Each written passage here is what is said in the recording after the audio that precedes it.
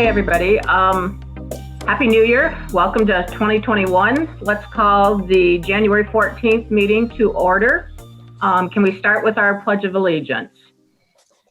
I pledge allegiance Allegiance to the flag of the United States of America, and to the republic for which it stands, one nation, under God, indivisible, indivisible, with liberty and justice for all. You know, each meeting, if we're doing this on Zoom, maybe we pick one person to recite. right? Didn't you like all the echoes?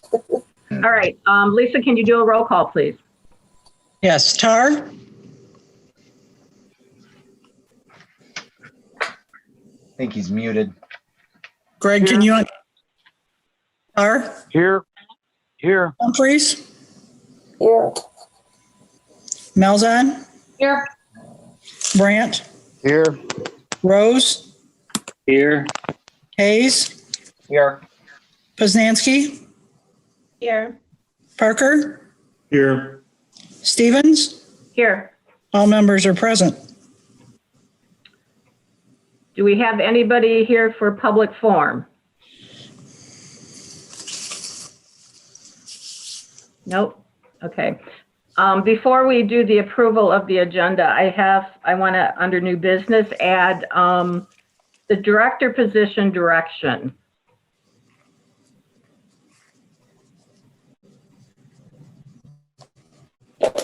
And then from there, can we get an approval of this month's agenda, please? I'll make a motion to approve the agenda with the addition by Chair Stevens. Do we have a second? I'll second. Okay. Lisa, can you do a roll call, please? Yep. Hayes? Yes. Brandt? Yes. Parker? Yes. Poznansky? Yes. Malzahn? Yes. Humphreys? Yes. Tar? Yes. Rose? Yes. Stevens? Yes. Motion carries. Has everybody had a chance to read the November 9th regular meeting minutes and then the informational meeting minutes so that we can get a motion to approve those, please? I'll make a motion to approve both minutes as presented. Second. Okay, Who roll was the call. second? Who was Carol. Okay, Malzahn? Yes. Humphreys? Yes. Poznansky? Yes. Brandt? Yes. Hayes? Yes. Tar? Yes. Rose? Yes. Parker? Yes. Stevens? Yes. Motion carries. Thank you. Okay, up next is the treasurer's report. Carol, you were not able to get it completed, but you do. I will send it to you, but I do have it up on the screen. We paid bills this month to McGraw Morris for $202.50. That was for his letter to the audit. I paid AT&T their bill for $53.19. First National Bank, we paid $26.65 for office supplies. We paid Sean McManus $500 for the fall harvest decorations. We paid Tech City $89.99 for some work done to the computer. We gave our LED lighting portion to the village for $45,000. And then we had payroll taxes of looks like about $230. And then Lisa had 2 paychecks, and they covered on December actually. One was for $263.34, and the other one was for 4/20/31. So that brings the total to $46,807.84. We did receive money this time. We got money from the village for the millage of $3,110.04. We got money from the state of Michigan for the Bruce Township of $3,192.96, and Washington Township of $5,581.67. So that comes to $11,884.67. So that's what transpired this time. So from the minutes that I read in November, did you move the money that they talked about? No, I did some calls around town, and the best I could get was a quarter interest, and we're already getting that from Huntington Bank because of the being the government status. So nobody could beat 1/4%. So I just left it where it was. Carol, did you talk to Tri-County or People's Yes. Driven in town? Talked to Tri-County. You did talk to Tri-County? Mhm. And I don't think People Driven is not on the approval list. Okay. You have to go by the list that's been approved by the village. Did we ever get a scope of work for that LED, Christine? Was that provided to us? No, Brandon Farron told me that he would either be out by the end of December or the end of January. And I have not heard from him at this point. They were going to actually come out and do field measurement, field counts, and make sure that the scope of work and the pricing was accurate, but I have not heard from him. So why did we pay the 45 if we haven't received the scope of work yet? But we didn't pay anything. Carol just said- I paid the 45 because I got an invoice from the village for it. So you couldn't have gotten an invoice from the village for the LED light change? Yeah, We don't even know what it is yet. Yeah, they sent me an invoice. It was invoice number 1049. It says revenue sharing agreement 45,000. So I went ahead and paid it. It's dated November 23rd. Okay, so maybe accountant Tim just invoiced it as the money was due, but we haven't paid any money to DTE. So they're probably holding that, but I can verify that. Why would you have a due date on something that wasn't done? The village probably issued the DDA the invoice, knowing that we had the agreement in place for that monetary amount, but not that we've authorized any work yet for DTE. So the village is probably holding that money. That's my assumption, because I haven't heard from Brandon and they haven't been out to do anything. Because in November, we talked about putting that in an interest-bearing account. Right. And instead I got an invoice. Yeah, I don't know anything about that. So all I can do. Has it cleared yet? Or because no, we haven't approved it. Well, we've written You already paid it. The village has it, and I know they deposited it. That seems silly to have invoiced us without the work done or the scope of work done. I have no idea who authorized that or why Sherry would receipt it without an invoice being made. And the only one that makes invoices in the BSNA system is our accountant, Tim. So this is the first time hearing about it. So all I can do is look into it tomorrow. Okay. I mean, And if it's being held in some sort of escrow account, I'm sure Sherry can, send that back until we hear from DTE. But yeah, I mean, because I thought that was the plan, that we weren't going to, until we had the scope of work, we wouldn't be approving any sort of funds to be spent until we saw that as a board. well, I think you already sort of agreed to the project, but we're waiting for the final, the final tally. And I certainly don't disagree with that. Yeah. that Okay. it should have come before you to see exactly what they're doing and under what time frame. Okay, so I mean, I guess if there was a way, since we haven't received that yet from DTE, I mean, I would make a request that we get those funds back until it's time for them to be provided to the village. Mm-hmm. Should I call Sherry and ask her? It says on the minutes that Humphrey stated she was requesting permission to put the $45,000 in an interest-bearing account if it was not to be paid before June 30th of 2021. Mm-hmm. So yeah, I would ask the treasurer who generated that invoice and where that money is, what GL number she has that money sitting in. Okay. I'd rather have it sitting in our account than hers. Absolutely, I agree. I guess my only other question is, do we normally approve the report and the bills if we don't have the breakdown in front of us? I can email it to you right now. I mean, it's not. What, would you like me to- I'm not asking because I just don't know if that's common practice.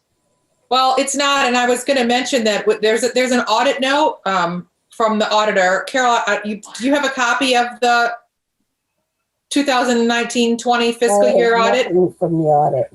Okay.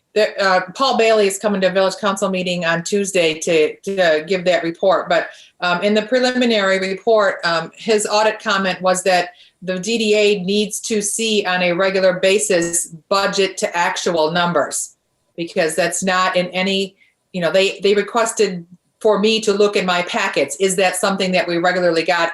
And I couldn't find one. Monthly, you certainly give us the checks that have been cut, and you give us the totals, but it doesn't compare budget to actual. Email that I give you guys. Yeah, it's in there. I've given it to you several times. I think they're asking that it be given on a monthly, on a monthly basis when we approve the bills. So Yeah, that's no problem at all. yeah. So I guess the question on the table is, can we approve these bills that had been paid without seeing the actual Report? report? Yeah. I mean, legally, you probably don't have to see the report if you are taking Carol's verbal, comments as your report. It's your comfort level in casting your vote if, you're in favor of that or not. That would be my findings. But if you want to table that item until, you see the documentation, you could wait till February. Okay. I guess my question too is, who's going to check on this $46,000 check that was sent to the village? 45,000 that was sent to the village, and ask for it back. I'll call Sherry in the morning. Okay, Or do you Carol. want to ask for Christine? So Carol, you will make the call to her? Christine, is that a decision that Sherry can make on her own, or does it have to go, do you guys as a board have to approve that check to go back? We do not. It would show up in council as, as a bill on our council reports, but it's not something that we can't do without that. I would just ask her to look up in BSNA where that invoice was generated, and again, where that money, the revenue, what GL number it's sitting in. Okay. All right. Okay, this is only my third meeting running, so I need an input on whether we take a vote on the treasurer's report as presented this evening, or we table it till February. Kelly, I'll make a motion to table the approval of the treasurer's report until next month, until we have a chance to actually review it as a board. Okay. Do I have a second on that? I'll second it. I'll second. Okay, Lisa, can you do a roll call, please? Yep, hang on one second.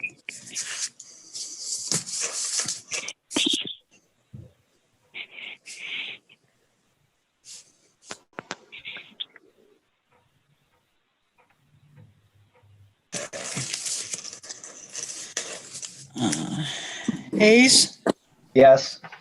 It was Parker that seconded, correct? Correct. Correct. Mr. Parker? Yes.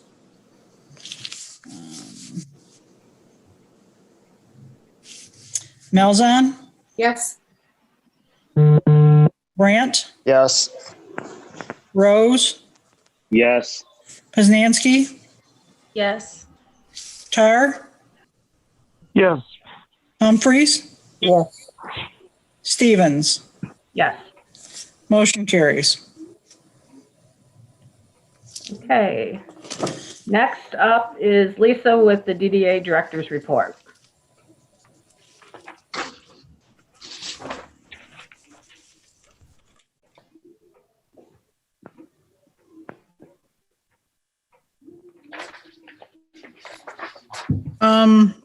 In November and December, I did, emails.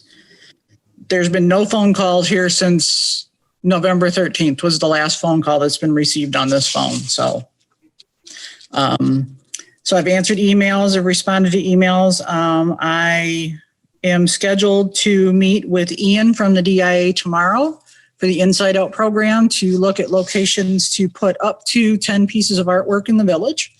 If any of you have any suggestions as to where you would like to see a piece, if you'd let me know before tomorrow morning, I'd appreciate it so I can talk to him. Also going to be doing I can't remember anyway, it's like an Inside Out. They're going to be doing like a Zoom type of meeting going over the program and how it works. And that's going to be next Friday, the 22nd. The TIF report, I checked on the TIF report, was sent to Travis from the State of Michigan Treasury for 2020. He did receive it. Everything was fine. Went out with Matt and Lisa the night that the lights were put up and looked at the lights. Everybody loved the one on the Masonic. Everybody really likes the one at Vera's. The one on top of, when you move the one from the corner of the building here at 32 in Main to the top of the building, it made a huge dramatic difference. Well, that wasn't totally planned, but thanks. Yeah, it definitely made a big difference. The addition to what you did to your building, Bill, really looked good. Really looked good. Everybody really liked that one too. Got quite a few actual comments from people, just walking around in town. Did talk to one business owner in the village. They're concerned about what's going on, that we're losing retail. We're losing what? That we're losing retail. And, I told them, I said, the best I can tell you is to pay attention to the DDA meetings, village council meetings, planning commission meetings, things like that. If you're interested, become involved is the best thing that I can tell them. And then Thanksgiving weekend, I was working on stuff for the December meeting, and the little things come up and tell you need to do updates on the computer. And I did the update on the computer. And when I did, it crashed the mouse pad. And that's why I had to take it to Tech City and get it fixed. Tried myself to, set it back and everything, and just did everything that I knew how to do to it. And it just wasn't working. So anyway, I took it to Mike. Mike did fix it for us. And he did it in a very timely manner. He was very courteous. Did again, the same thing in December, email, so on and so forth. I did get a little sidetracked in December. I was exposed to COVID, so there was a week I didn't, and then of course I didn't work Christmas Day and I didn't work New Year's Day. So I did pick up the Scarecrow stuff from Two Romeo Girls when she closed. So we do have all of that stuff here. And, she did say that she is willing to help and participate and volunteer. So I thought that was very nice of her. And then I printed a lot of stuff for the board books. I don't know if all of you, if pictures up yet or not, but there's the TIF Act, there's a lot of pages. It was recodified and redone in 19. So, and I did the new FOIA book. So there's a lot of information in there. It's probably, it's not very interesting reading, but it's probably necessary reading if you've got any questions. So that's what I did. Lisa, I sent you a number of questions, and I wondered if you had a chance to look into any of them. Particularly, there's a whole series of things that seem to be happening downtown, and people are asking. Randy's car wash is shuttered. The equipment's been stripped. The place appears empty. Locks Cleaners has been stripped, and it's empty. Someone's working on what used to be called the House of Tudor. Mr. Vinkier has sold his building. I think everybody knows that. Bill, can I ask did you send them to me by email? Yes, I did. When did you send them? I have to look in my phone, Lisa, but I will. Just give me a minute. I'll be back to you. So do you have any information on that? Stuff does seem to be happening downtown. People do notice. I do not know who bought Locke's building. I was not aware that the House of Tudor had sold. They're working on it. I mean, there's a dumpster there. The lights are on. People are working on it. Right. Well, I mean, I'm not here during the week, the majority of the time. I mean, I come here on Fridays. Sometimes I park back there in the parking lot. Sometimes I walk. Sometimes I park on the opposite side of the street. And I did not realize that one was sold. You and Christina are the only people who can actually go in the village office. Perhaps when you go in there on Fridays, you could stop by the clerk's office and say, hey, is there anything going on in any of these buildings, or that I should be telling my board? Who people do actually say, hey, Bill, you're on the DDA. What's going on? And, I guess we know that there's an art studio going in where the two Romeo girls are, or an art gallery. And what's going on? The guy who bought Locks also bought Vinkier's. But I guess my question on Randy's property, why would he report to the village what he's doing with his property? I assume that someone's probably purchased it. Randy would not strip that building out, take his machines down, take his change and everything out of there unless he sold it. That would be my assumption. Well, I guess you can look on public record and see if he sold it. But if they're coming into the village, people don't buy buildings like that without making contact with the municipality. You know that. Everybody on this board should know that. I don't think Randy sold his property either yet, Bill.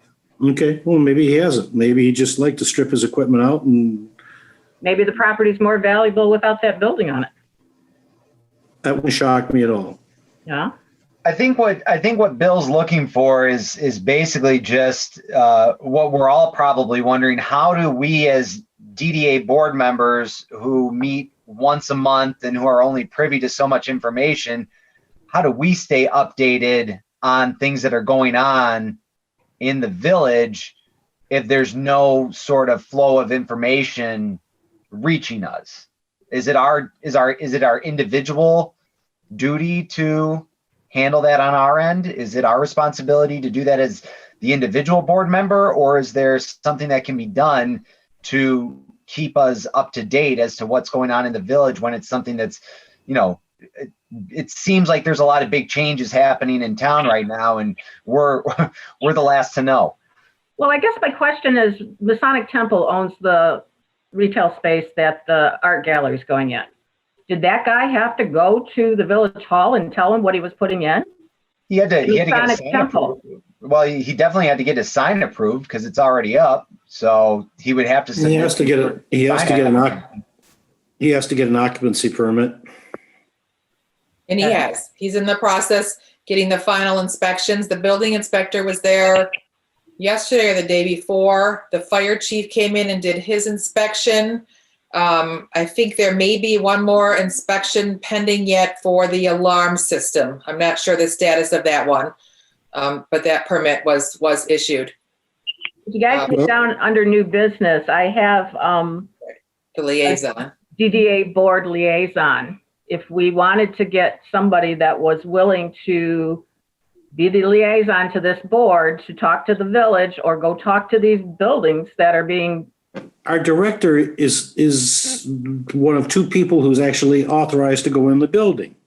She has to walk past the clerk's office, the president's office. Well, you can pick the phone She up and can't- call in there. They don't answer it. You know that. Bill, there's nobody here on Friday. No, I meant you go into the village. You're authorized to go in there. You have an office there.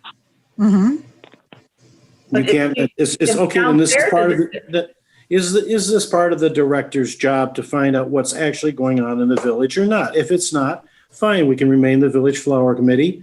And then when people say, well, what's going on? Say, well, I don't know. You have to call the village president, you call the village clerk. They don't tell us. It's a state secret. But what Lisa's saying though, Bill, is that the day that she goes into the office. Yeah, I get that. the office It's is there, so okay. she really can't ask. There's nobody to ask down there for her. Okay. She'd have to reach out on a different day, do an email or make a phone call, yeah. Yeah, but since she is the DDA director, I would think, and I guess we're going to address this later, is this, I think this is part of her job, to keep us informed. I would echo what Bill's saying.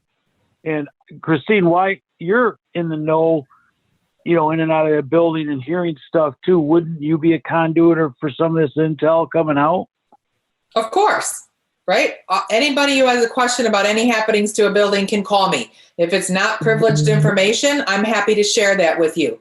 Some of it may or may not, have been a closed deal yet that I, may not be at liberty if it's not up. Sure, no, we public understand record. that. But certainly I can tell you that the House of Tudor did sell.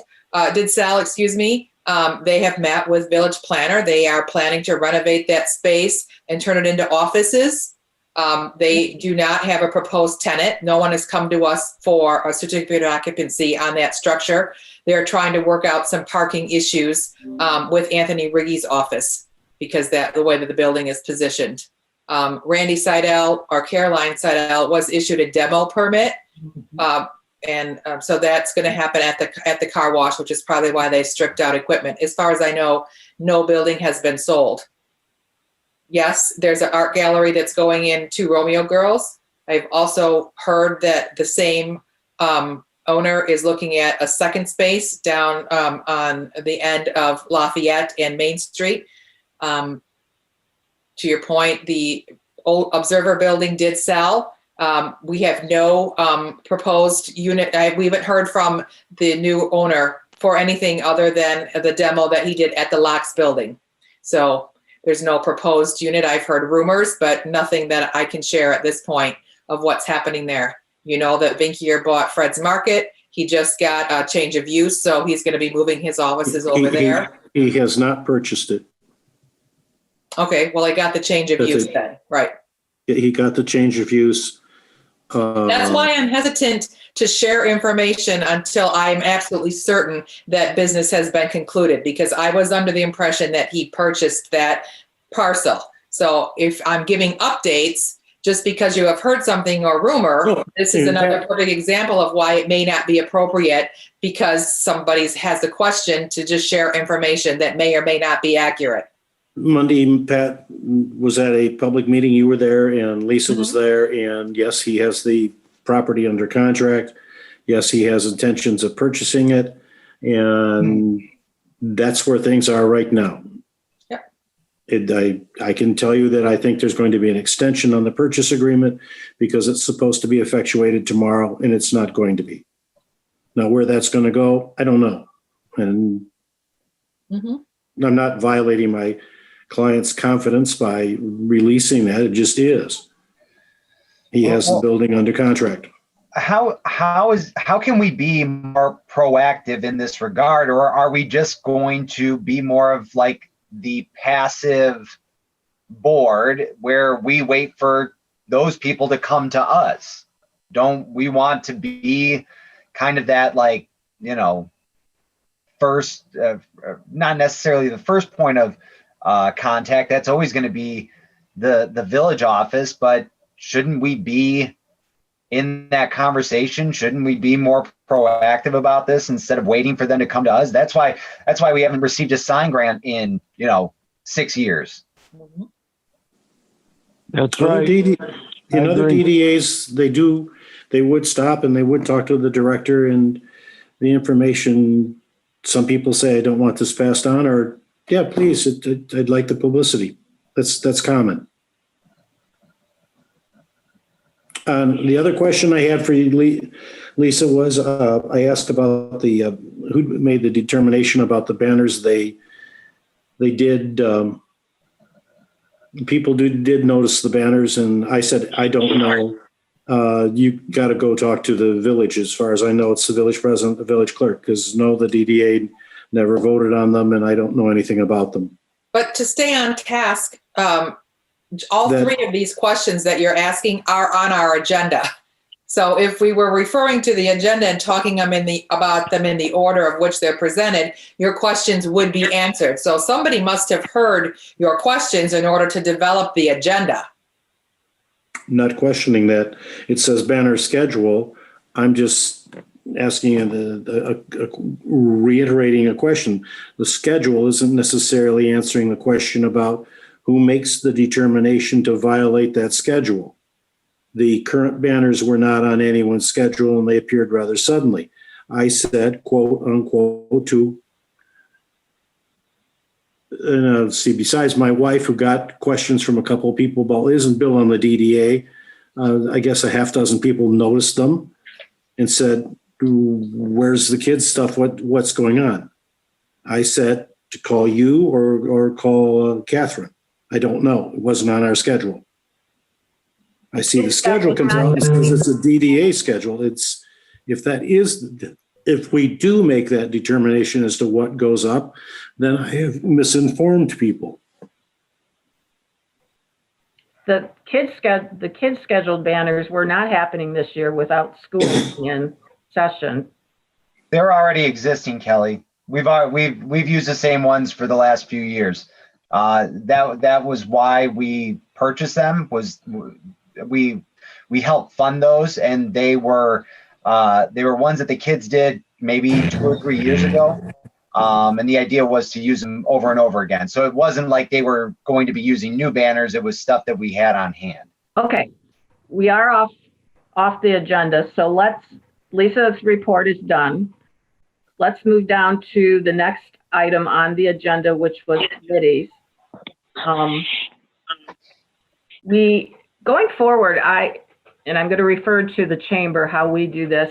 In the beginning of the year, we have our signature events or our employment committee or our financial committee, and we ask that the board members volunteer to be on one of these committees. So from what I see, we have a Christmas subcommittee, which I believe Megan and John Rose and Carl were part of, correct? Yeah. Yes. So I guess my ask is, do you guys want to continue to be the Christmas committee for 2021? I'm fine being on it. That's fine by me. Carl? Okay. Good with that. Megan? Okay. Yeah. And John? I'm fine with that as well. Okay. The Harvest Day Committee. It takes a village to get that thing going, so it would be more than just Lisa doing it. I know Megan has helped in the past. Do we have any volunteers that would serve on the Harvest Day Committee? I work with Lisa on it. Pardon me? Oh, I Carol? work with Lisa on it. Kelly, do you think we should form these subcommittees when we do our goals and objectives meeting? Yeah. Yeah. So maybe we can table the 2021 subcommittees until we know a little bit more about like the direction that we want to go. Yeah, and since that's going to be scheduled hopefully in the near future, hopefully it won't be too long before we can form those other subcommittees. Okay, let me ask that question. Well, that's okay. Let's table this discussion on the committees for the goals and objective meeting. Do I have to have a roll call on this? No, because it really wasn't an agenda item. Okay. Really. All right. The next schedule is to schedule the goals and objective meeting. Now, do you guys normally take a block of time in an evening and come together to do this, or how do you guys normally do it? That's what we've done in the past. Yeah, it's been very informal. I think we do have to post it because technically we're meeting as a a quorum, but nothing's being voted on, nothing's being decided on, no money is being spent, but we are meeting as a quorum. But it's been very informal, and it's just a chance for people to maybe ask questions that they don't know the answers to, kind of set their sights on, goals for the upcoming year, kind of take a look at things, because I think we've only done it twice, maybe since I've been on the board, Okay. doesn't it? We seem to kind of skip over it at times, but yeah, that's kind of how I've always understood it to be, just kind of an opportunity to review things and get caught up and focus on what direction we want to take things for the year to come. That's kind of what we do with the chamber. We convene in the evening with a meal, and then we lay out what we forecast for our year, from the financial end to the committees that are going to do these events that we host. Well, So my next question then is, can we actually gather? Christine? Probably at some point, I just don't know when. Right. The new restrictions say that all non-residential gatherings, with the few exceptions that are spelled out. So we could gather and do Zumba if that's what you want to do, right? But you can't gather and have a meeting of the public. I conferred with our legal counsel, and he agreed that all the boards and commissions under the new restrictions, at least until January 31st, need to stay remote unless you do not have the technology or the capability for your board members to have a virtual meeting and conduct their business, which was the case for the Zoning Board of Appeals meeting. So that was held in person. So until the end of January, no. If it's going to be extended again, I don't know. Okay, so let's plan to make a date at our February meeting for this goals and objectives meeting. Once everything's been hopefully lifted. Open? Yeah. Are we talking about another complete separate meeting? Yes. Okay. Because I know sometimes we do it just a half an hour or an hour before our DDA scheduled meeting. So I just want to clarify, you're talking about a complete. Well, that's what I'm used to doing. I'm open to what you guys are looking at. I think it needs to be, I don't want to do it a half hour, 45 minutes before our meeting. We're going to be rushed. We're going to probably not get everything accomplished that we want to get accomplished. It's one of those things where you just have to kind of, dive into it. And if it takes 2 hours, it takes 2 hours, but we don't want to limit our time. So I would agree with you, Kelly, that we can wait until after we know more in next month's meeting, and then pick a date within those, next 2 or 3 months to get that scheduled. And I'd like to request, if I could, that we publicize it. We can put it out there, residents, and that if they want to jump on some of these subcommittees with us to help with the lights or help with harvest days, that they could then jump in at that time with us, so we could have the extra help. I agree, Megan, but do we want them there participating in the goals of objectives, or do we want to put out that we are looking for people to help in these committees? Well, we have to let them be there because we have to let the public come if we're meeting. They have the choice to, ultimately it has to be an open. All right. Meeting. But we don't have to allow them to join at that time if you don't want. We could go into closed session. I mean, there's nothing to say you can't do that. All right. I'm going to table that to the February meeting and come up with some more suggestions and ideas for it. Okay.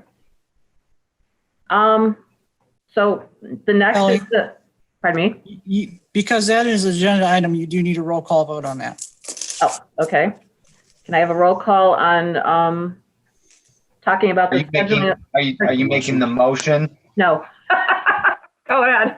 But I'll make a motion to table the scheduling of goals and objectives meeting for 2021 until our February regular meeting. I'll second that. I'm sorry. Are you trying to schedule it again, as Megan suggested, before that meeting? No. Or you want to talk about what dates to schedule it at the February meeting. Because you can Correct. schedule the date at any time, and if we have to cancel it or postpone it because you aren't able to meet in person, you can do that. If you don't want to, put it off forever. I'm just suggesting that. I know that you're waiting to see if the restrictions are going to be lifted, which is the meeting, is February 4th? Is that? Yeah. I would. First. Oh, it is the first? Well, I think we can wait till the first to come up. I would like to see this meeting the goals and objectives happen before like the middle of March. I think you really need to get your year planned out ahead of time. Right. Okay, so Zach made the motion, Carl seconded it, correct? Yep. Okay, roll call, Lisa. Hayes, Yes. Brandt, Yes. Rose, Yes. Poznanski, Yes. Parker, Yes. Tar, Yes. Humphreys, Yes. Malzahn, Yes. Yes, Stevens. Motion carries. thank you. Next on the new business was the DDA board liaison, and Bill has stated his feelings on that. Go ahead. It's a CDB building dash new business slash new use dash DDA board liaison. Mm-hmm. So the CBD building would be the first of that 3 series. The That's Central Business basically- District. You're covering all of it. If you're going to be the liaison, it would be you're going to talk to whoever the building owner is or who's going to be in the building, what the new business is going to be, what the new use is going to be. There's not it was just kind of an all-encompassing kind of a sentence. Okay, I was just noting it was more than just the DDA board liaison. And certainly as the director, you can say, is there anything we can do to help? And that's to me a reasonable statement from a DDA director to a prospective new tenant or to a prospective new building owner. What can we do to help you? And I mean that's one of our mandates is helping to revitalize the downtown. So Bill, your statement is you believe that the director's position should be handling the liaison report back to the board. Yeah. Okay. Who else would logically be the person? Well, currently we have Lisa here on Friday for one day. Understand that. Yeah. And people I thought you'd be the perfect candidate. People are asking you all the time. I appreciate your humor. Do we have any more discussion on this? Actually, Kelly, you're also the director of the Chamber of Commerce. Yep. Perhaps you should be the liaison. Well, thank you, Bill. But I will decline that. Kelly, let me ask you this, Kelly. Do people? I mean, I know you guys have different hours now too, right? With everything, your office hours. Yeah. Do you guys have people coming to you, like any of these businesses that have opened or either purchased a building or are moving their buildings? Do they come to you guys directly? No, typically we are soliciting new members. And I don't think any of the information, any of the updates that I gave to Bill's questions about those specific buildings do nothing to the DDA other than satisfy curiosity. People are just curious what's going on and what's happening because they see a change. But I truly don't think that that there's a function on the DDA at that level. The function is when a business is unfortunately leaving, right? Right, or helping them stay. What use could be in that building if we have a vacant building? That's where it is. If people have an interest in purchasing it, most of them are just landlords. They don't have a tenant in mind when they buy the building, and then they just search out for a tenant. yes, Bill, there is a process in place in the village office now. There was not prior to this administration that requires them to come in for a zoning certification to make sure that their business use meets our ordinances and that we have the inspections done, the fire inspection, all the permits are issued. We know who's responsible for the water bill. There's a whole checklist of information that we are gathering from that process. But reporting on it until it's completed, I think is honestly inappropriate. Well, you also feel it's inappropriate for us to comment on either certainly as a board on special land uses. And I totally disagree on that. What else could our board possibly do except have a feeling about a special land use? You're I asking me? think, Greg, you had a question or statement? No, I totally agree. I mean, I think, there needs to be some communication. I don't understand the resistance to it.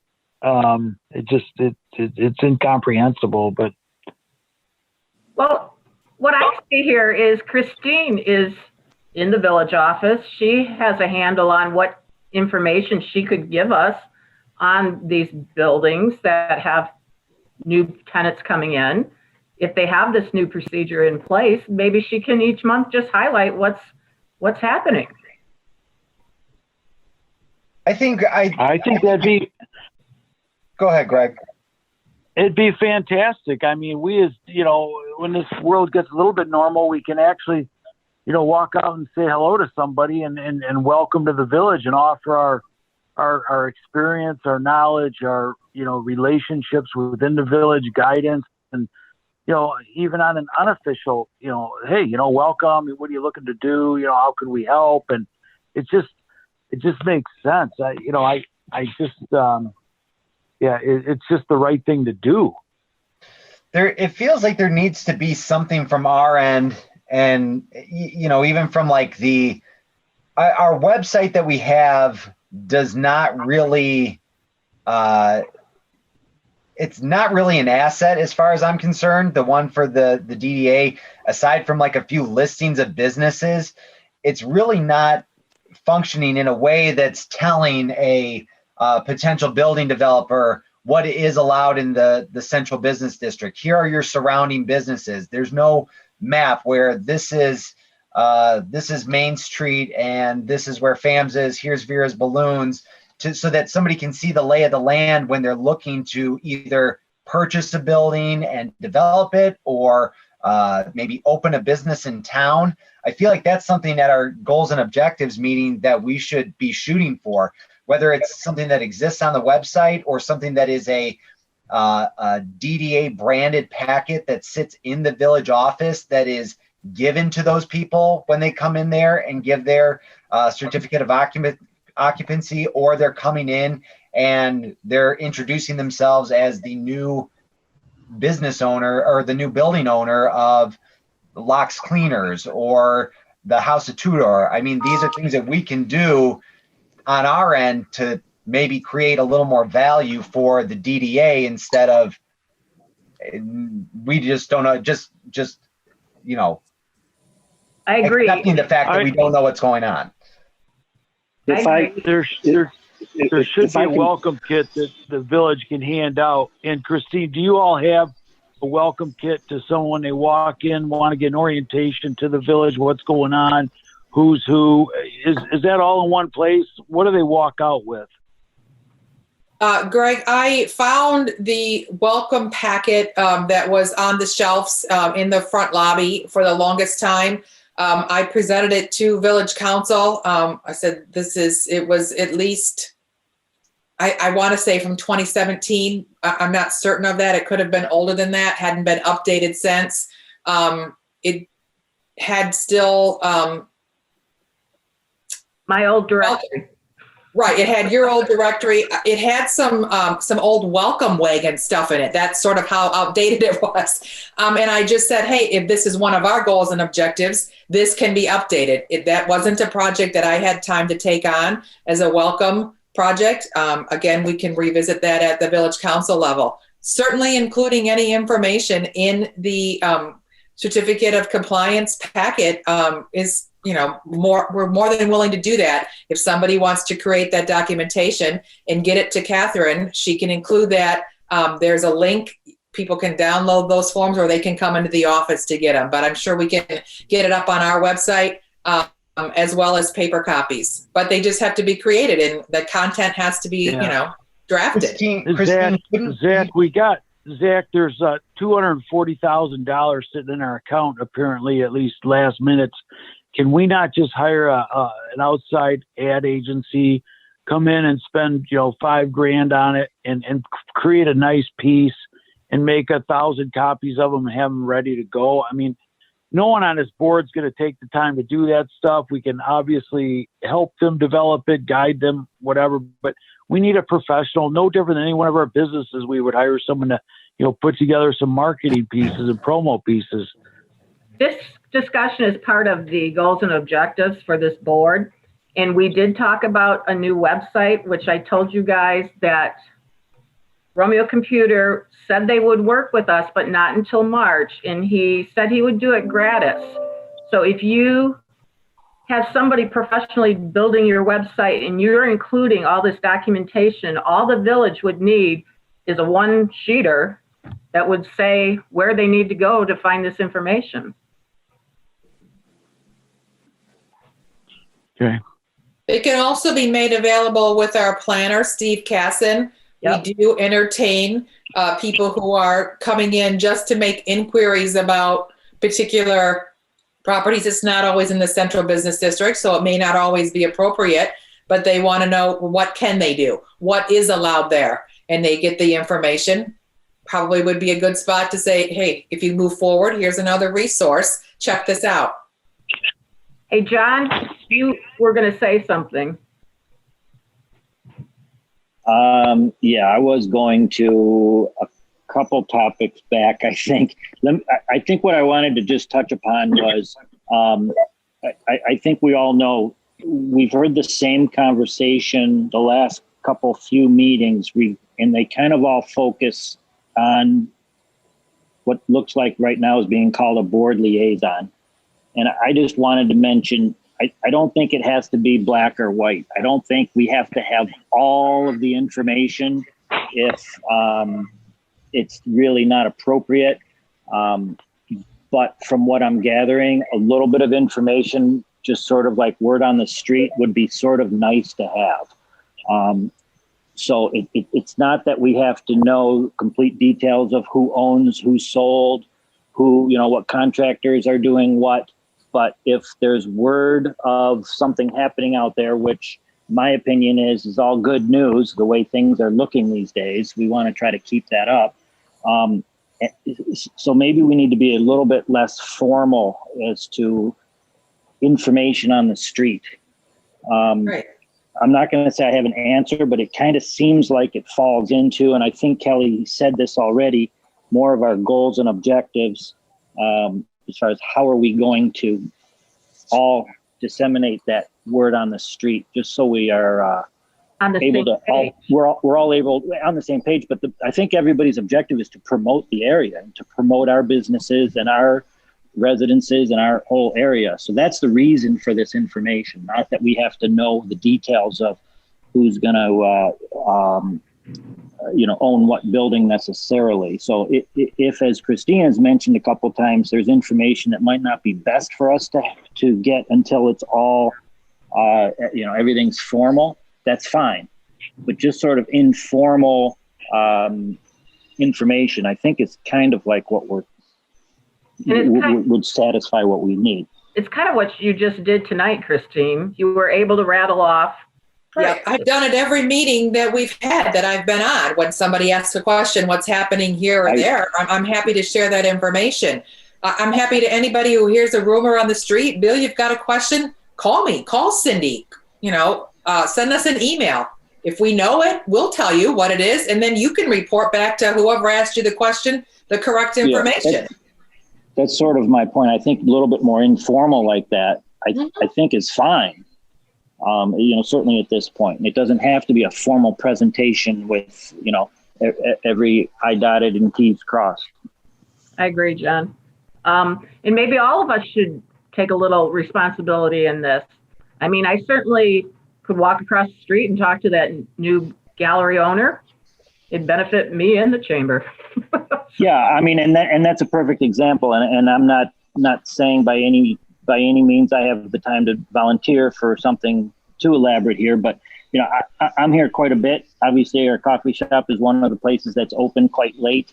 And I've got a lot of people. For example, Richard from the gallery, he's been in numerous times. He's kind of telling me what's going on there. It's very, very exciting.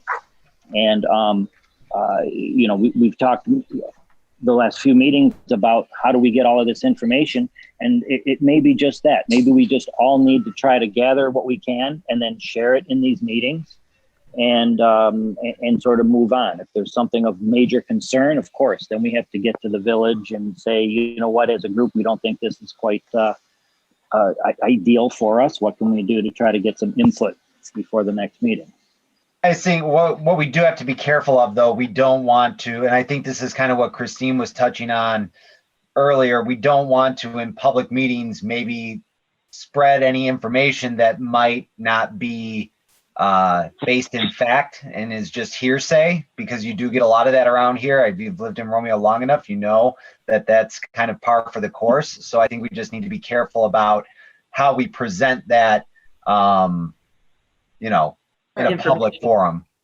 Well noted. Yes. Yep. Okay, so what I'm hearing is that we're not going to really make anybody a board liaison, but as a board, we would be working on this individually, and if we know anything, we would bring it back. Or we can send emails to each other too, if you don't want to discuss it. Well, and there can also, there's something to be said for what Bill touched on earlier, just with, you know, the job description of the director to be the catalyst for that as well. You know what I mean? It's a paid position. It's something that is useful information to the board. So, I mean, I don't see why that, if it doesn't appear in the director's job description, why it shouldn't or couldn't. So are we making a motion that we are not going to assign a board member as a board liaison, correct? I think we should be having the director be the liaison. Okay. And I would make a motion to that if you need a motion. Well, it's new business, so we do.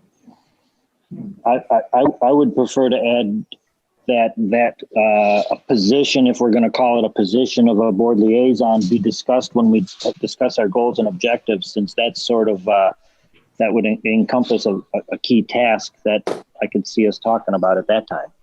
I can withdraw my motion then. Okay, so then the motion is to table that till the goals and there is no motion, period. no? Okay. Well, you need a motion to table because again, it's a virtual meeting. It is a board agenda item. I would make a motion. I would make a motion regarding the DDA board liaison to essentially table that position discussion right now until our goals and objectives meeting, when we can define a little better what that position should be and if it is in fact a position that we need. Just going back really quick, the agenda doesn't say anything about appointing anybody. The way I'm seeing it, it's just a discussion. I mean, I don't think that it says anything about we're specifically appointing anything to where we would be tabling something. It's just a discussion point, right? But I'm understanding, because it's an agenda item, we have to make some kind of motion because this is a Zoom meeting. But what would the motion be otherwise? To fine tune the liaison description at the goals and objective.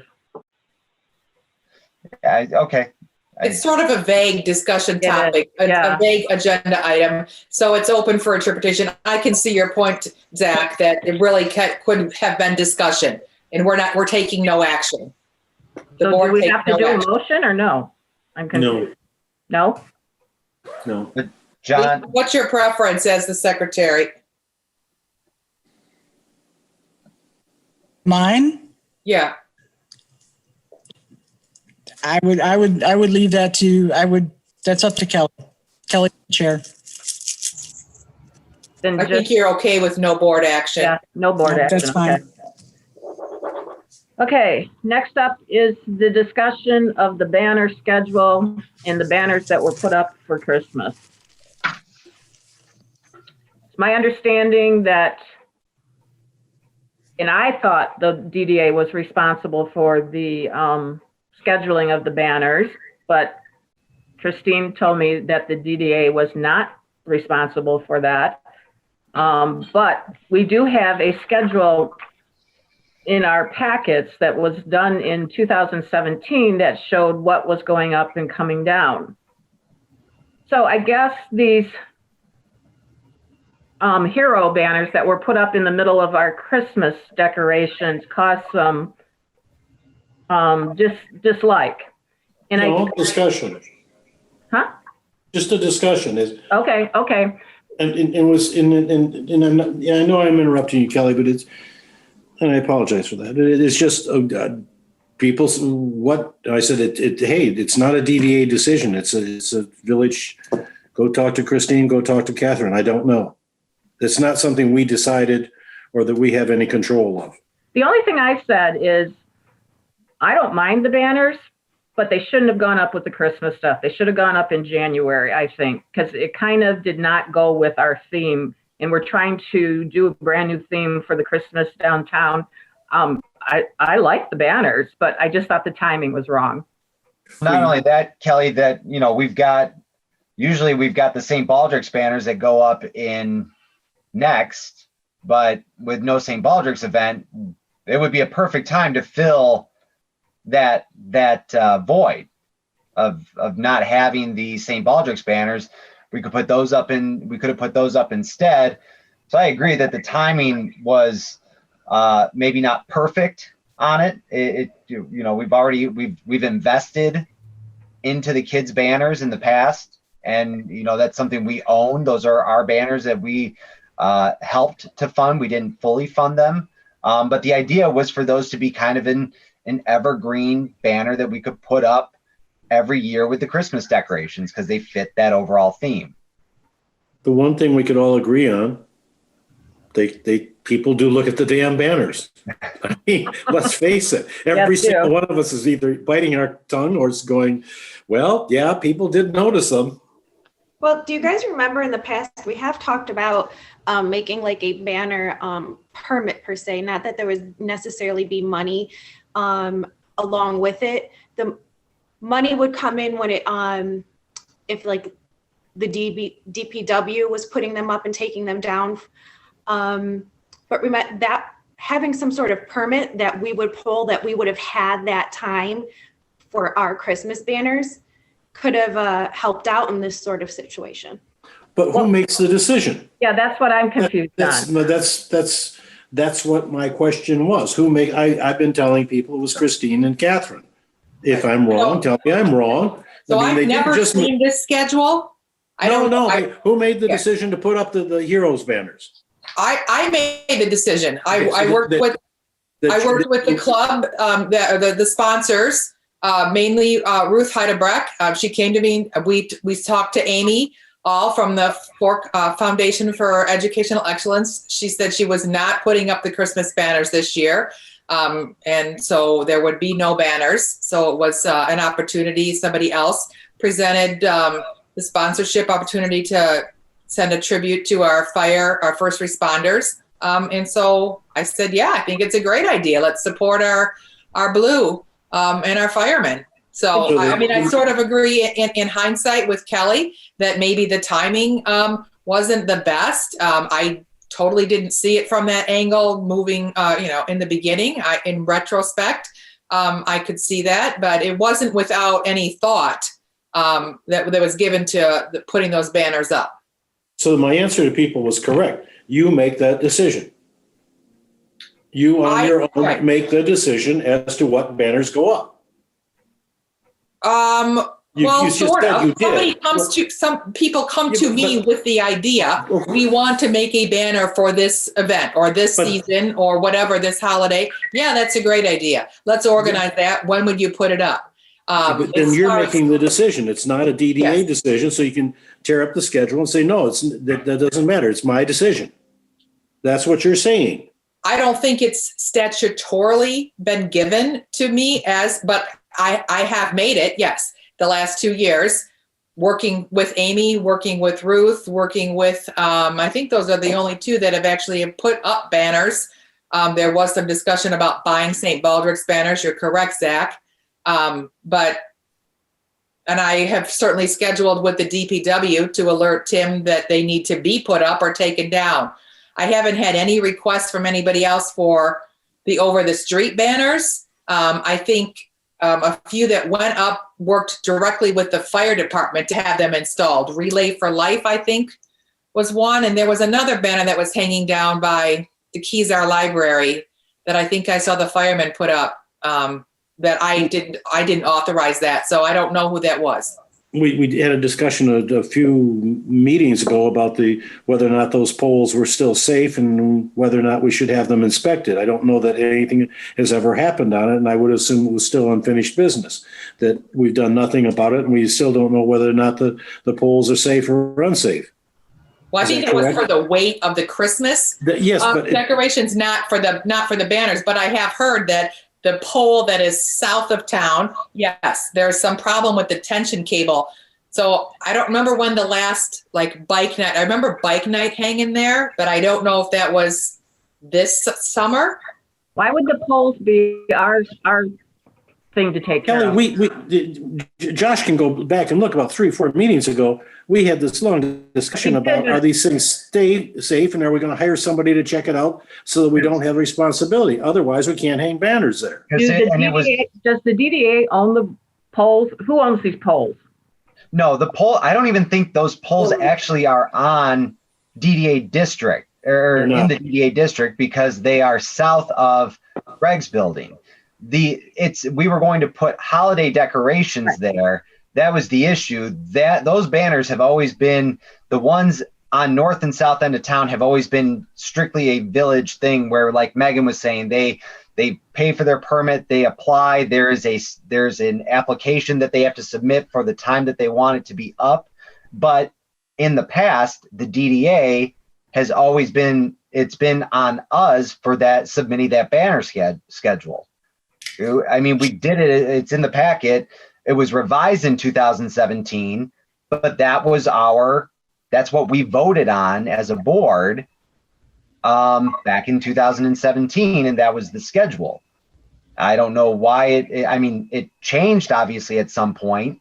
But Amy at the with the Four Corners Foundation or Foundation for Educational Excellence, she spearheaded a lot of those, and we helped to fund that, and they put it on the schedule. Just the same way the Peach Festival banners. We don't pay for the Peach Festival banners, but that's something that the Peach Festival paid for in the past, that committee, and we put it into the banner schedule, which is why it's such a short amount of time. It's only August through Labor Day, just because of that window. It's not up as long. We kept the student banners up from November through the first week of February. They were up for a much longer period of time because this schedule used to be much more detailed. It was much longer because you had so many different groups who wanted their banners up, and we decided it was best to trim it down. But I think the concern is this last time around which it is what it is. It's either our responsibility or it's not, but we need to be aware of whose responsibility it is and not submitting a banner schedule. Right? Yeah, I agree. I have no answer. This, again, is my third meeting sharing. And I always thought the DDA did the scheduling of these. I remember Tom's time on this committee, and they were goes back to Karen Polka, designing banners way back when. So I don't know whose responsibility this is. Up until about 3 years ago, the DDA did the scheduling. Christine, do you want the DDA to do it? Do you want to be a DDA? Don't call me about putting these things up. You're going to have to talk to the DDA. I have no problem at all with the DDA taking ownership of this project. At all. It just needs to be clear that that's what it's going to be. And again, a process put in place so that everybody understands that. Again, I've never seen this schedule. And so obviously it was developed before I took office anyway. But didn't you do this on the DDA when you were on the DDA? But that was 8 years ago. Okay. So the one that we have here in the packet is from 2000, that was revised in 2017. Right. So I'm under the impression that, this was coordinated with DPW, correct? Because they're the ones who hang it. So how were you guys doing it the years prior?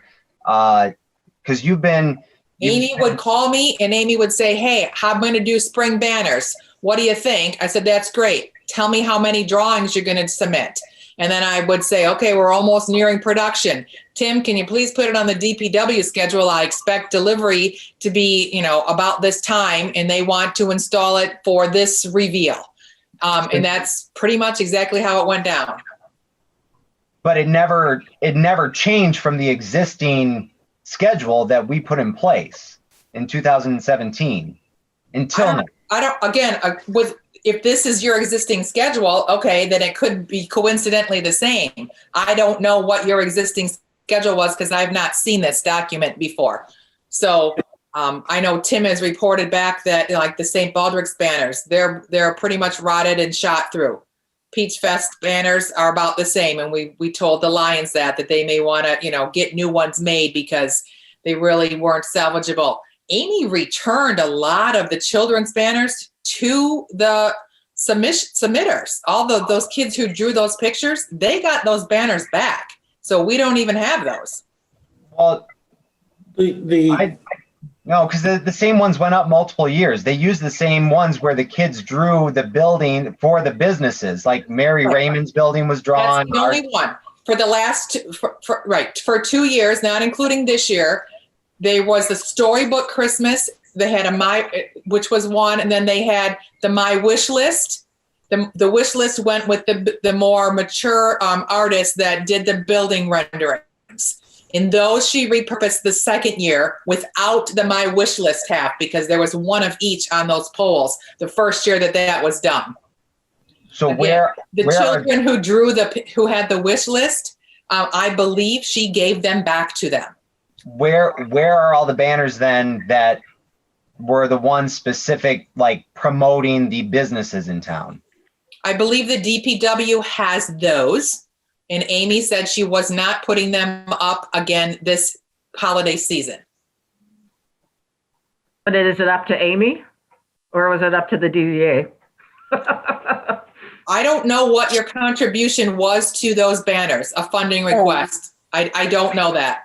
They were the major share of the cost. I don't know who their sponsors were on those specifically. So I don't know technically if you're saying that because you gave them $500 or $1,000 if you felt that you had the ownership rights to them. I don't know. It's not the ownership rights to the banners. It's the banner schedule that's in question, not the banners themselves. It's the scheduling that the DDA the past has always defined, and that's what the DPW has gone off of for going up and down. That's why it's so specific as far as the timelines go. It's so that they had it on their radar for the banners going up and the banners coming down.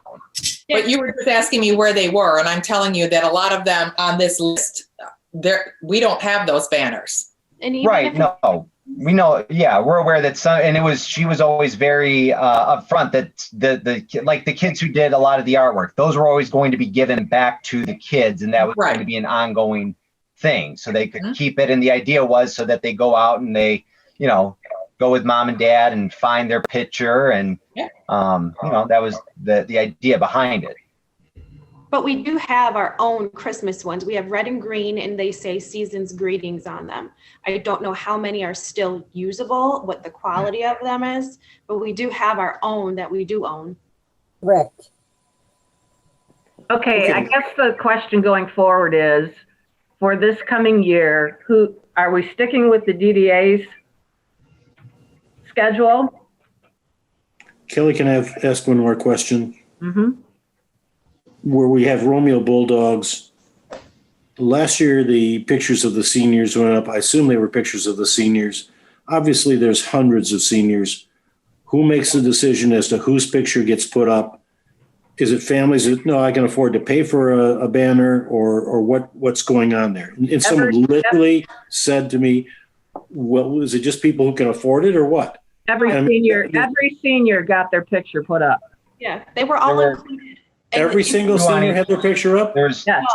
two on each side and a different one on each side. But there was a couple Even ones that just had lists of names. If they didn't submit a picture, it wasn't that they didn't make it to the banner because they didn't have enough money. There wasn't a picture to put up. So there was a couple banners with lists of names. There was no cost to the seniors to have those done.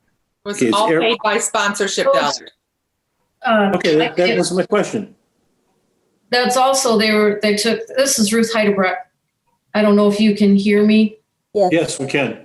I was also involved in sponsoring that, and there was a special consideration taken to not only having graduates on those banners, but everyone, all the seniors.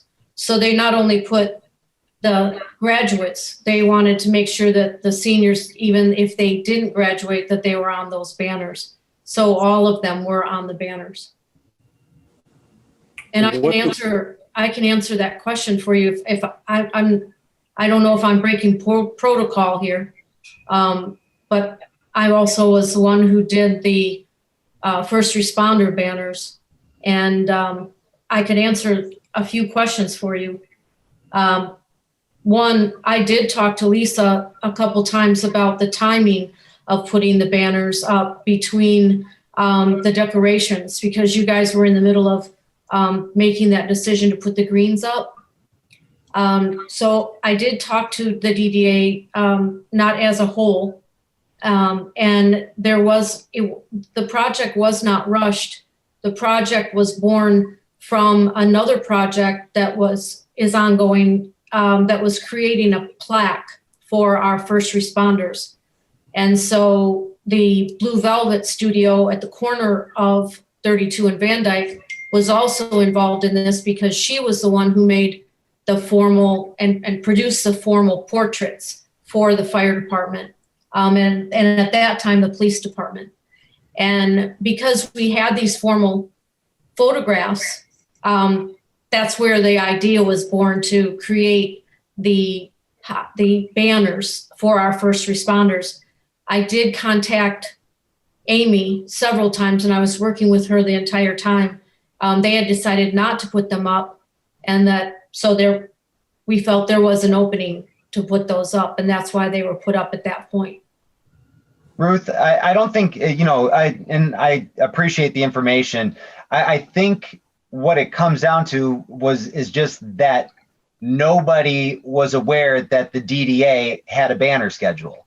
And I don't think and this is the first I'm hearing that you were in contact with Lisa about it, because it was not, and I don't want to not to get approval, but to, right. Because I was not under the understanding that I did need approval from the DDA, because of course I would come to the DDA for that approval. But I was talking with Lisa back and forth about when to put them up, and whether, because she asked for them to be put up after the greens or after the decorations. But I didn't specifically ask her for approval, because I wasn't aware that the DDA needed to have approval. And I think that's what we're looking at here, is that, this, and it calls back to things on previous agenda items where, the board's not being informed as to what's going on for things that are related to our responsibilities. And we're going back, because I would have said, you know what, these banners are going to be great in March because St. Baldrick's isn't going on. We don't have a need for the St. Baldrick's banners, which normally go up in March. Mm-hmm. We could keep the holiday decorations, and then we have now something to put in place in March or February when those come down. and the St. Baldrick ones go up, the St. Patty's Day ones go up, because St. Baldrick's ones, I'm assuming, aren't going to go up this year because of the event. But it would have been, that's why as a board, as a discussion, we were just left out of the loop, and normally we're not. And did the sponsor money cover the DPW putting them up and taking them down? Or is that something that was billed to the DDA, or is that something that was the village covered? Village always covers It's a it. village-borne expense, and it always has been. When I was on the DDA with Janine Saputo, and the banner project for the trivia contest came up, we had those banners made. Sorry if I dated myself there. The DDA used to pay for an installer to put up the banners. The project in whole paid for the banners themselves and paid for an installation. And then there became an issue under the former leadership of liability and who they wanted to be able to access those brackets on our poles and how they were being accessed, climbing a ladder, the inherent danger, I guess, that would be involved in heights. And so then the DDA asked the village to just take on the installation portion. And that was accommodated back then. And it just sort of has stayed that way. So I guess my ask is, in the future, when things like this come up, can the DDA be made aware, and can it be brought up as an agenda item, something that we can focus on, where we can say yay or nay, and maybe bring up those points like, well, maybe November and December is not a good time for these banners, but March is perfect. Let's keep our holiday ones up for this timing. It's nobody's fault. It's just the fact that it's never really been laid out in this way before. Right. And I think too that part of the initial process where you were getting the funding requests, right? Amy was coming to you looking for sponsorship dollars. I don't know who, knows that the DDA funds these events, special projects, whatever, that anybody can come and make that request. So I think that probably obviously facilitated, the upfront information that would make you aware that, hey, we need your money. And so will you support this project? And that put it on everybody's radar. And actually, Christine, that's what really, it was those projects that Amy was doing that really made us, put this banner schedule together in the first place, because they were going up for longer periods of time, and we didn't want to keep putting things up and putting things down for, Relay for Life. And then you've got, the 4th of July banners. It was just a lot. So we were trying to, this schedule was probably twice as long when we were looking at it before. So we cut it down for that reason, because it was such a strain on the DPW to be out there, almost 12 times a year. Yeah, it was almost every month, if not every other month or so.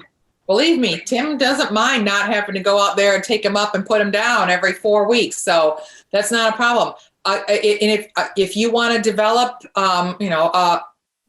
a permit, an application, not a problem. We can put it on file, just like when somebody wants to, reserve the park, right? There's a form. Doesn't necessarily have to be a fee associated with it, but a form that we can follow up, and then it gets in your packets, even if they're not doing a funding request. But it certainly could be noted on there that, are you seeking funding from the DDA for this project?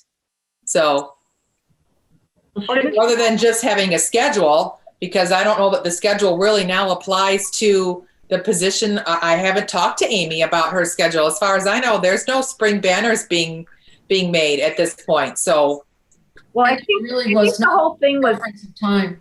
It was timing. It was timing. They should have come up in January, I'm thinking, the hero banners, and we should have done the DDA's season greeting banners. It was miscommunication, and the timing was off. So nobody disagrees that the banners are great.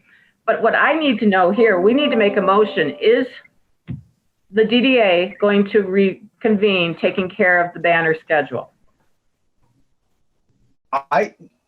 I don't know if it's reconvening. We have one. Well, We have the. Guys, that somebody needs to. Is the village going to adopt it? Is the village going to follow the banner schedule that the DDA has on record? I think that's a question for the village, not for this board. We have one. So Christine, if somebody's coming to you to express that they would like to do a banner project, I guess it would come back to you coming back to us and saying, hey, we have this group that wants to do the banner project. It's just communication, right? Send them to I would not even, right. I would just send them direct to Lisa. If that's the way that or whoever your director is, like, I'm not the banner person. So go see the DDA director or go see Kelly Stevens as the chair and point them in that direction. I certainly don't mind assisting in coordinating, the installation, with the DPW, if you need help with that. If again, you want to find your own installers to take that on, or if a bigger group is coming in and wants to do that. I know at one point, Amy installed them all at one time and she had, 200 banners. There was a huge number and there, wasn't enough resources to get them out. So her dad did it. Yep. There wasn't that many banners this time. Right. So for 2021, I don't know that your schedule it even applies. So maybe that's an annual review thing that you do during your goals and objectives is to look at that and see, does it need to be adjusted? And then you resubmit it each year to the village or, myself or Catherine or whoever's in that office. And then go from there. And if you, again, want to develop an application, we can hand that out on your behalf and tell them to fill it out and take it to whoever we need to get it to. Okay. So do we have to make a motion for this? Again, it sounds like you're putting it on your goals and objectives meeting to review, right? That's what I'm just taking out of it. Well, yeah, it was a discussion. We're not changing anything. We're not voting on anything. It's just we clarified the process to which we want the schedule to adhere to. There you go. All right. Onward. You don't need me anymore? You done? Nope. You guys have a great meeting. Thanks. Okay, Bill, you started talking about those polls. Where'd you go, Bill? I'm here. Oh. My Yes. question is, why are we talking about polls that we don't own? Why would we? I'm not. There was some thought that we would spend some hundreds of dollars, or I even think there's a motion to not exceed $1,000 or something to get them inspected to find out if they're safe, and if they aren't, then what are we going to do about it? But my question And if we don't own them, then it's a moot point. It's the village's problem.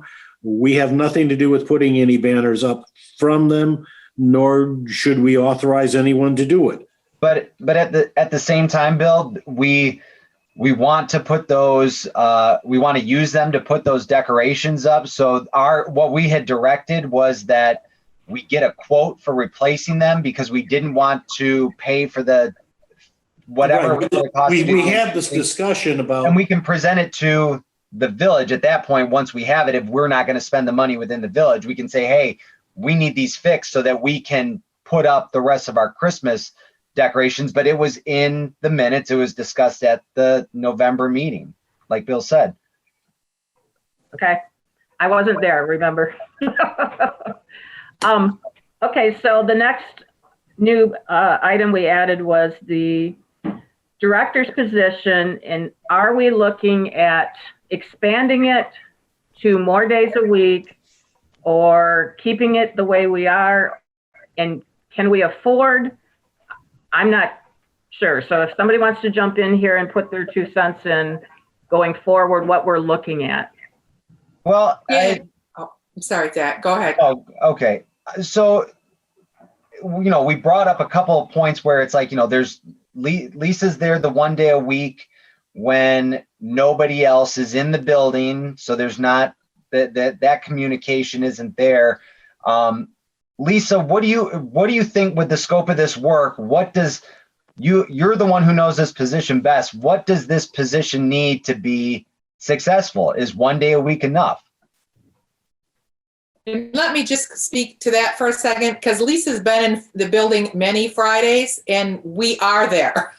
Oh, okay. Right? Right. Yes, you are. You're not necessarily here the whole day like but you're here, you're in and out.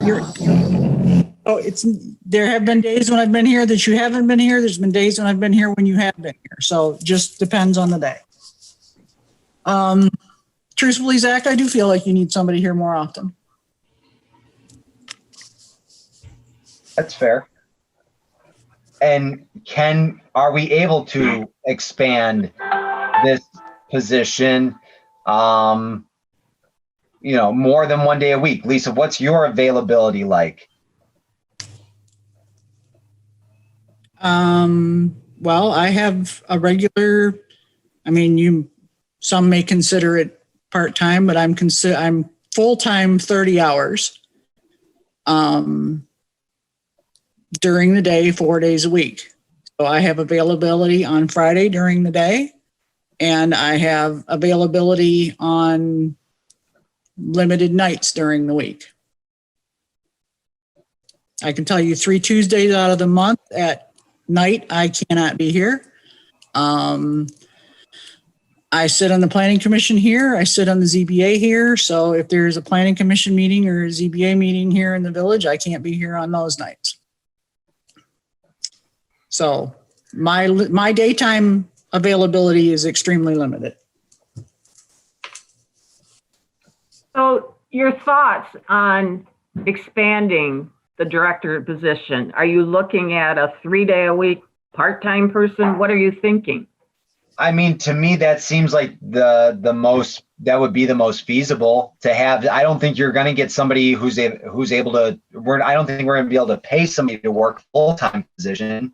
But 3 days a week in an office and, regular hours, it would. I think a lot of it boils down to what do you want to achieve, right? At the time that Lisa was brought on, really, there was no money in the budget to really accommodate any project. So we knew that it was just going to be, and it was before my time.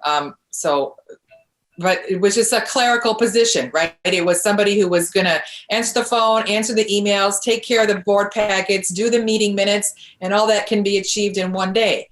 But now if you want to take on any other projects, you want to take on a bricks and mortar, or you want to do the DIA, that your budget has to support her and the ability of whoever that employee is going to be to do that. And is there enough projects that are worth, the expense of somebody to help Kelly? Kelly's not going to do it as the chair. That's going to be your DDA director.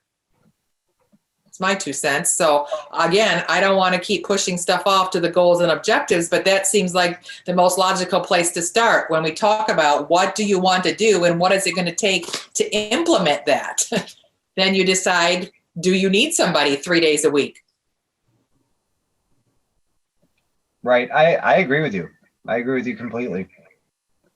Okay, so I would submit in the goals and objective meeting, we have to really evaluate, can we create a full-time position? It seems to me we've got a ton of stuff that we can do. We have money available for that. And there's clearly stuff that, we need to get after to make this, more of a functioning board and organization, to include, marketing it, promoting it, website, handouts, orientation, binders. I know there was a binder put together. It was over at the to be picked up. I couldn't get over there. But these are the types of things we got to stay in front of, updating them, all this liaison stuff we discussed, tonight. It seems to me there's a lot of work that can be done spread out over a week-long period. Certainly, if the grant is approved for our pedestrian crosswalk project, that's going to take an enormous amount of time to implement that and to get, even all the pieces in place. So I'm going to need some assistance, from somebody Yeah, for sure. And that doesn't even include, you know, I'm anxious to really move this conversation sooner than later, not tonight, but to what's the next big project? You know, what are we going to do in some of these other quadrants to make an effect? We spend a lot of time talking about banners and various things like this, but, you know, what about the nuts and bolts of stuff that's going to last, 40, 50 years and make this village a more attractive, viable place for people to come and buy a business, build their livelihood, and, get these building owners in town who own these things, the absentee owners, try to get them on board to all moving in one direction so we can get some uniformity and some, excitement and repair some of these back parking lots and back facades. Lots to do. We need someone that can really get out there and create energy, create unity, and spend a lot of time on it. It's going to take a lot of time to develop, a sense of pride. A lot of these building owners, we need to really sit down with them and understand, what their goals are for the building, how we can help them. Is there, do they want help? Do they just want to let it sit there and dilapidate and not put the money back into it? I'm not the guy that wants to write tickets and, for unseemly, disrepair and such, but you got some people who are spending a lot of money to keep their building up and make this place look sharp downtown, and then others who are doing nothing. So you have to wonder, what the right thing to do with these people is. I don't have the answer, but those are the things I think the DDA should be charged with dealing with to try to figure out. And we need somebody to pound the streets and get these things on the dockets and have some visits set up with these people. So what I'm hearing is it's another agenda item for the goals and objectives meeting to, again, kind of form what we want us to look like in the upcoming years. So again, this was just a discussion item. That goals and objectives meeting sounds like we're going to have to pack a sleeping bag, because it sounds like it's going to be I'm thinking not before a regular meeting, right? No, Unless we don't have any agenda items. Definitely. So I think you just call it a workshop or goals and objectives, and you find a second night during the month of February to have it. That's my suggestion. And hopefully we'll get a lot of public participation. Again, people have ideas of what they want to see, or, constructively offer us feedback of, problems that they've identified that they wish that we could contribute. It would be great that they could either submit it to us in advance or, attend the meeting and offer their input and volunteer. Yes, volunteer. Yeah.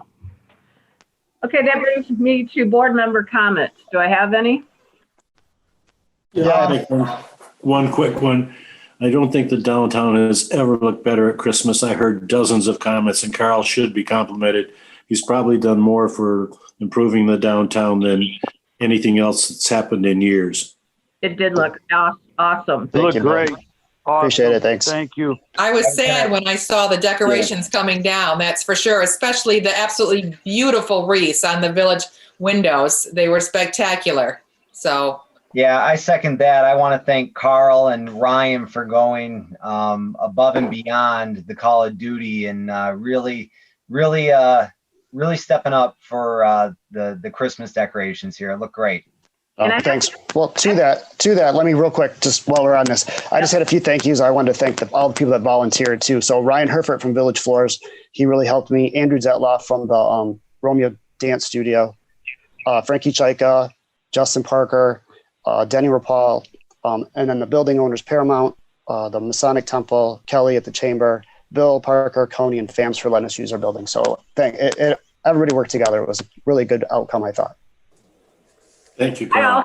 I also want to compliment Lisa and Matt. The greens have never looked so beautiful as they did this year. I don't know who their supplier was, but I thought they were fantastic. The greenery on the poles and stuff.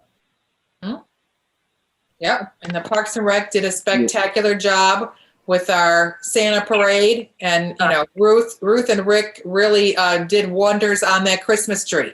lighting it up, all right, and finding that star that we can all, enjoy for a lot more years. It's beautiful. Yep. So Mhm. it was a good year for Christmas, even though we had COVID style. If I may add as well to pile on, since we're all on the good here, not piling on any problems. As well, my sentiments to Carl, and you can pick up your award the way you just read your acceptance speech. It sounded like. I just a real super quick story. So it's a Saturday morning, and I'm in here early as usual. I don't know what time, 7:30, 7:15, whatever. And I see a large bouquet of blue and white balloons walking down the street. And I'm wondering, boy, it sure is early. What's going on out there? And lo and behold, it's Carl out there tying balloons to all of the poles.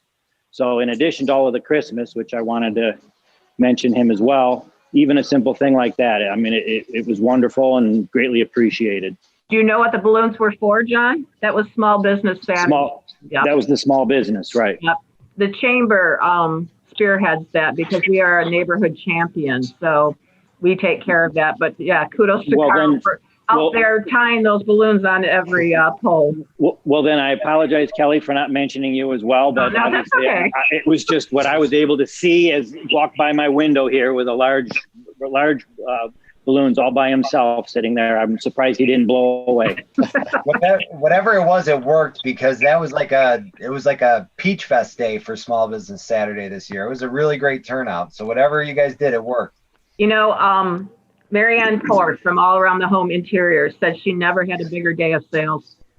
So that was awesome. It was a really good day. Mm-hmm. Yeah. Okay, guys, any other comments tonight? No, I'll make a motion to adjourn. Yay. All right, you guys, you have a great night, and we will be. Lisa has to take a roll call. Roll call. Sorry. That's okay. It's all right. Hayes, Yes. Parker, Yes. Tar, Yes. Humphreys, Yes. Malzahn, Yes. Brandt, Yes. Rose, Yes. Poznansky, Yes. Stevens. Yes. Carl, I need you to send me the name of the list of the people that you thanked because I couldn't write that fast. Oh, okay. No problem. Please. Thank you. Nice. Thank you, everybody. All right. Good night. Night. Bye. Happy New Year.